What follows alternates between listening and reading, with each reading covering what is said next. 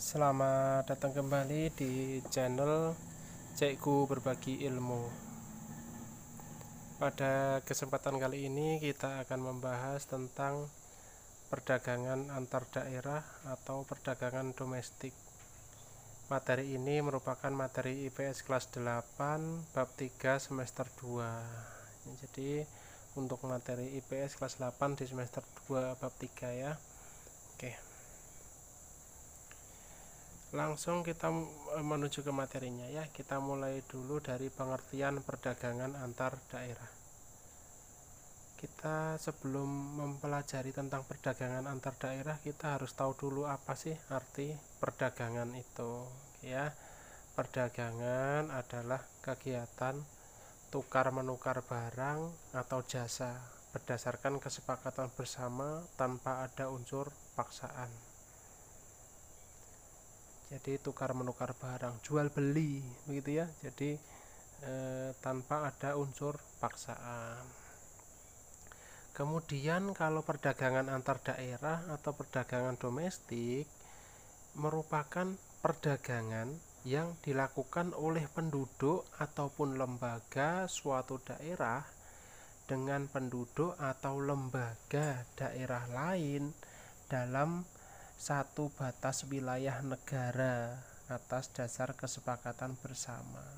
Jadi perdagangan antar daerah ini sebutan ini untuk perdagangan di dalam satu negara, bukan dengan negara lain gitu ya. Bukan antara misalkan daerah Kalimantan dengan daerah Malaysia, bukan seperti itu. Itu nanti sebutannya beda. Jadi satu perdagangan antar daerah ini untuk satu wilayah atau satu negara yang sama. Kalimantan dengan Papua. Nah, seperti itulah. Nanti ada pembahasan sampai ke situ ya. Oke, kemudian kita contohnya ya. Contoh perdagangan antar daerah. Oke. Contohnya di sini yang saya sebutkan adalah perdagangan antara Jawa Timur dengan Papua. Papua mengirimkan tembaga ke Jawa Timur, sedangkan Jawa Timur mengirimkan bahan makanan ke Papua. Loh, kok tembaga sih yang dikirim ke Jawa Timur? Ya karena memang Papua memiliki tembaga yang melimpah, hasil tambang yang melimpah begitu ya. Sedangkan Jawa Timur ini memiliki produksi bahan makanan yang melimpah juga ya, jadi bisa dikirim ke Papua begitu.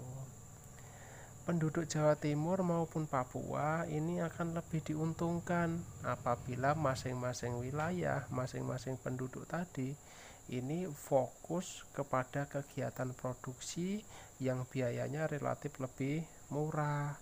Kalau produksi biar lebih murah, bagaimana? Sumbernya atau bahannya harus tersedia begitu. Kalau misalkan Jawa Timur ini memproduksi barang lain yang tidak ada di Jawa Timur, ya di situ tentunya bahannya mahal. Gimana mau menjualnya kalau bahannya sudah mahal diproduksi, nanti harganya lebih mahal lagi. Jadi ya memproduksi ini lebih bagus segala sesuatu yang terdapat di wilayahnya. Itu nanti akan berpengaruh terhadap biaya produksinya. Ketika biayanya murah, otomatis harga jualnya juga relatif lebih murah. Oke. Kita lanjutkan ke tujuan perdagangan antar daerah. Perdagangan antar daerah ini dilakukan oleh beberapa pelaku ekonomi dengan beberapa tujuan ya. Pelaku ekonomi itu tentu udah ada banyak ya. Pernah kita bahas juga, apalagi kelas 8. Sebelum membahas ke sini memang membahas pelaku ekonomi dulu ya. Ada rumah tangga perusahaan, rumah tangga konsumen ya. Kemudian ada pemerintah dan ada juga masyarakat luar negeri begitu. Oke. Tujuannya yang pertama adalah untuk memperoleh keuntungan. Keuntungan diperoleh dari selisih harga beli dengan harga jual. Harga beli dan harga jual. Oke ya, jadi nanti harga jualnya dikurangi harga beli. Kalau memproduksi sendiri ya berarti kan nanti beda ya, harga jualnya dikurangi harga produksi begitu. Kemudian tujuan yang kedua adalah memperluas jangkauan pasar. Dengan berdagang keluar daerah akan menambah jumlah konsumen di berbagai daerah. Produksinya di Jawa Timur. Kemudian menjualnya di Jawa Timur sendiri. Itu sudah banyak konsumen, sudah laku banyak. Kemudian menjualnya ke Kalimantan, menjualnya ke Papua, menjualnya ke Nusa Tenggara. Otomatis di situ nanti akan menambah jumlah konsumen, sehingga barang yang dihasilkan itu nanti akan cepat habis atau cepat laku di pasaran, gitu ya. Itu artinya memperluas jangkauan pasar. Kemudian kita akan membahas apa sih faktor pendorong perdagangan antar daerah. Oke ya. Di sini kita mulai dari yang pertama, perbedaan faktor produksi yang dimiliki ya. Faktor produksi kan ada 4 ya, alam ya, kemudian tenaga kerja, modal, dan yang satunya adalah wira usaha. Itu salah satu, itu 4 dari faktor produksi yang harus dimiliki oleh suatu wilayah, suatu daerah ya. Faktor produksi yang paling berpengaruh adalah faktor produksi alam. Kalau faktor produksi alam tidak ada, terus apa gunanya faktor produksi yang lain? Tenaga kerja, apa yang mau dikerjakan nggak ada kok. Nah, kan begitu. Modalnya untuk apa? Yang mau dijadikan bahannya nggak ada.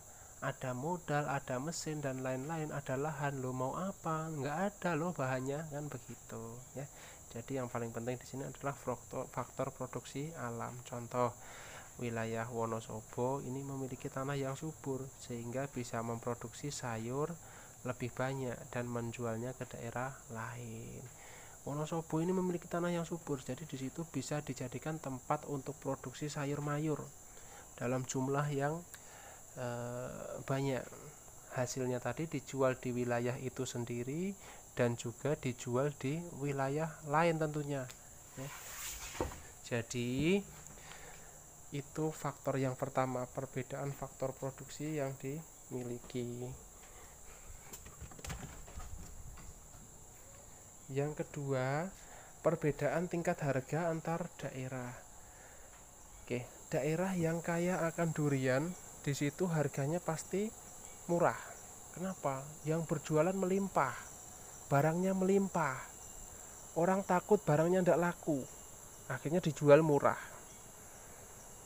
Mereka yang cerdas akan mencari pasar yang pas untuk barang yang melimpah tadi.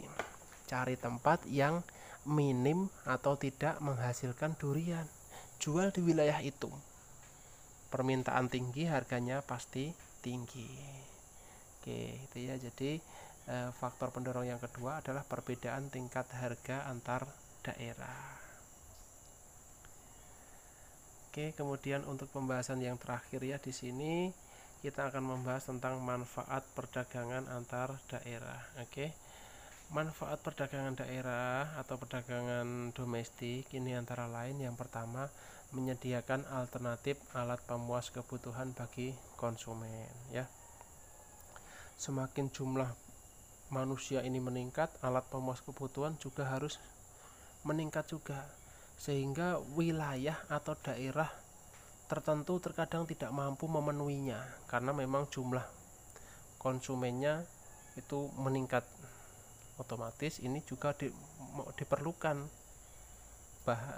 bahan atau produk itu dari daerah lain ya. Jadi menyediakan alternatif alat pemuas kebutuhan bagi konsumen. Yang kedua, meningkatkan produktivitas. Jelas saja, suatu perusahaan yang produktivitasnya menurun otomatis menandakan perusahaan tersebut tidak sehat ataupun mengalami kemunduran ya. Jadi ketika produktivitas itu meningkat, berarti menandakan memang produknya itu laku di pasaran gitu. Yang ketiga, memperluas kesempatan kerja bagi masyarakat. Nah, ini penting sekali.